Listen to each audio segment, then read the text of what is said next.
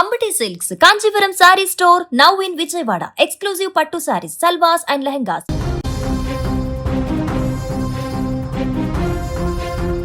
ప్రపంచ దేశాలను వణికిస్తున్న America Iran war అంతర్జాతీయ వాణిజ్యానికి వెన్నెముక వంటి హార్ముజ్ జలసంధిపై నెలకొన్న ఉత్కంఠకు తెరపడుతోంది.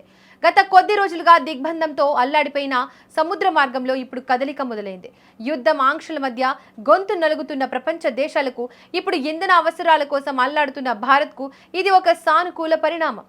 అమెరికా ఇరాన్ మధ్య సాగుతున్న దౌత్యపరమైన సంప్రదింపులు తెర వెనుక జరుగుతున్న పరిణామాలు ఈ జలసంధిని మళ్లీ తెరిచే దిశగా అడుగులు పడ్డాయి.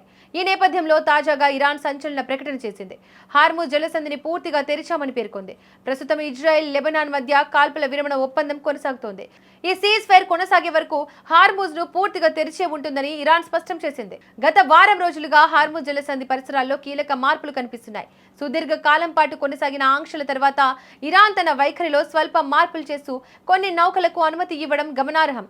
అమెరికా దిగ్బంధనం తర్వాత మొదటిసారిగా భారీ మొత్తంలో ముడి చమురుతో కూడిన ఇరాన్ నౌకలు బయటకు రావడం ప్రపంచ మార్కెట్లలో కొత్త చర్చకు దారితీసింది. యుద్ధం వల్ల నిలిచిపోయిన సముద్ర వాణిజ్యాన్ని పునరుద్ధరించేందుకు లండన్ బీమా సంస్థలు కూడా భారీ భద్రతా కవరేజీని ప్రకటించడం పరిస్థితులు సాధారణ స్థితికి చేరుకుంటున్నాయి అనడానికి సంకేతం.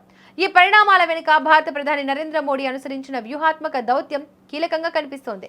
యుద్ధం మొదలైనప్పటి నుంచి భారత్ ఏ పక్షానికి మద్దతు ఇవ్వకుండా కేవలం దౌత్యం ద్వారానే పరిష్కారం వెతకాలని మోడీ గట్టిగా ప్రయత్నించారు. ఇరాన్ నాయకత్వంతో ఆయన జరిపిన సంప్రదింపులు, విదేశాంగ మంత్రి జైశంకర్ బృందం చేపట్టిన మంతనాలు ఫలితాలనిచ్చాయి. ప్రపంచంలోని మిగతా దేశాలు సైనిక చర్యల వైపు మొగ్గు చూపుతుంటే మోడీ మాత్రం శాంతి మరియు సంభాషణ అనే మార్గాన్నే నమ్మారు. ముఖ్యంగా భారత్ తన ఇంధన భద్రతను కాపాడుకోవడంలో మోడీ తీసుకున్న చొరవ ఇరాన్తో ఉన్న పాత సంబంధాలను మళ్లీ బలోపేతం చేసింది. అమెరికా ఒత్తిడి ఉన్నప్పటికీ దౌత్యపరంగా ఇరాన్ను ఒప్పించడంలో భారత్ సఫలమైంది. ఈ ఫలితంగానే ఇప్పుడు హార్ముజ్ జలసంధి గుండా వాణిజ్య నౌకల ప్రయాణానికి వీలు కలుగుతోంది. ఇది కేవలం భారత్కే కాకుండా ఆసియా అంతటా ఇంధన సరఫరా గొలుసును స్థిరీకరించడంలో కీలక పాత్ర పోషించనుంది.